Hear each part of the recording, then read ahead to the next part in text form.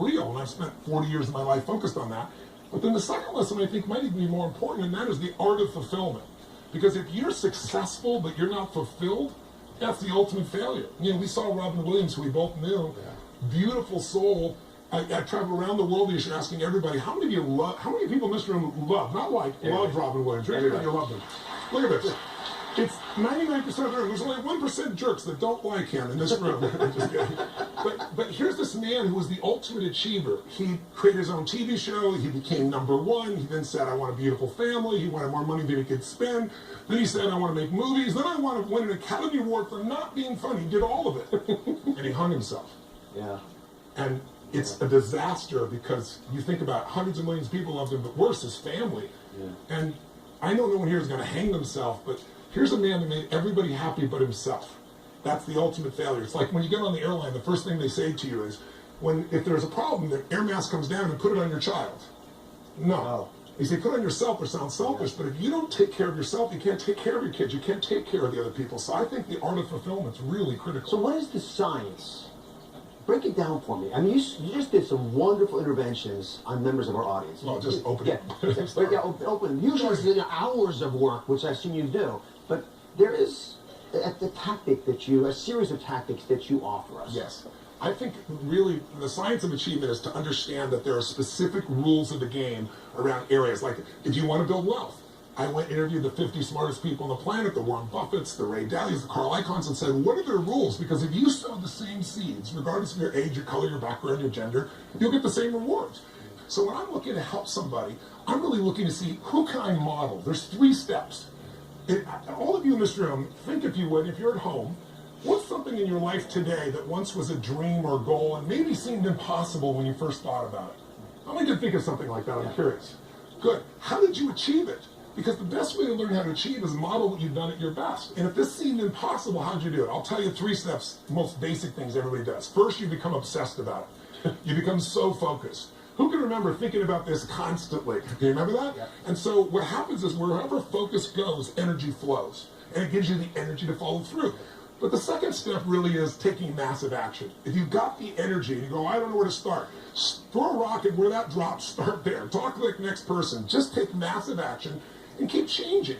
If you want to speed up the result, you find someone who's already getting the result you want. They've lost 30 pounds. Do what they did. They have a relationship that's passionate 20 years later. Let's figure out what they're doing. That's the way that you do it.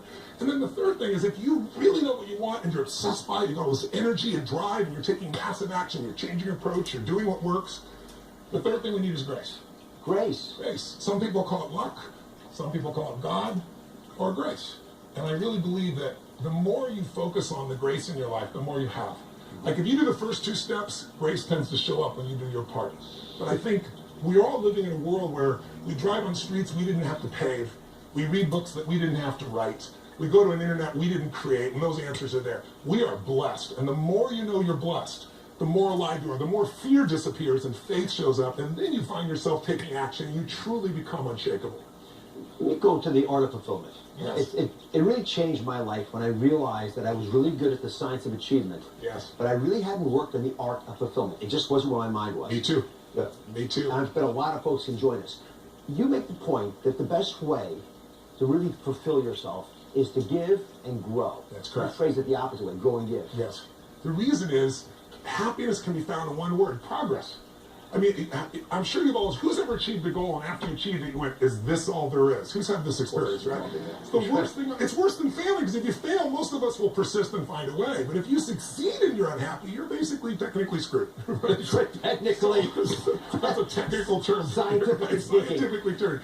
So if you want to shift, what you have to realize is this 2 million-year-old brain is always looking for what's wrong. So you have to realize that's not my thought that I'm worried about my kids. That's been around forever. And what you have to do is make the most important decision in life. You don't have to, but I did this 2 years ago. It changed my life. I decided life is too short to suffer. Now, I would have never thought I suffered before. I have the most amazing wife, 4 kids, great mission life. But if you look at life, everything you do is one of 2 states. It's either a beautiful state, a high energy state, or it's a low energy state of suffering, like frustration, worry, concern, stress, resentment, fear. And all of us as humans tend to go those. And I used to say, well, I would get stressed. Of course, that's part of it. I have 31 companies. We do $5 billion in sales. I have a busy life. But I realized it's still suffering, and I don't want to suffer. So I created a 90-second rule. It's really simple. If I feel myself starting to feel that stress, I realize it's all small stuff. And what I do is I go, look at that funny little thought going by, that thought that's been around forever. I breathe slowly, and I find something to appreciate, or something to give, or something to love. Because when you appreciate or you're in gratitude, you can't be angry and grateful simultaneously. You can't be fearful and grateful simultaneously. So every day I put myself in this state. First thing in the morning, I take 10 minutes and I train my nervous system to be in that state. You have a meditation you have Yes. in the back of the book. Yes. So if you're up for it, would you Sure. be willing to record an Oz talk? Yes. You'll teach the audience how to do this. I'll do it for sure. I'll be happy to. All right.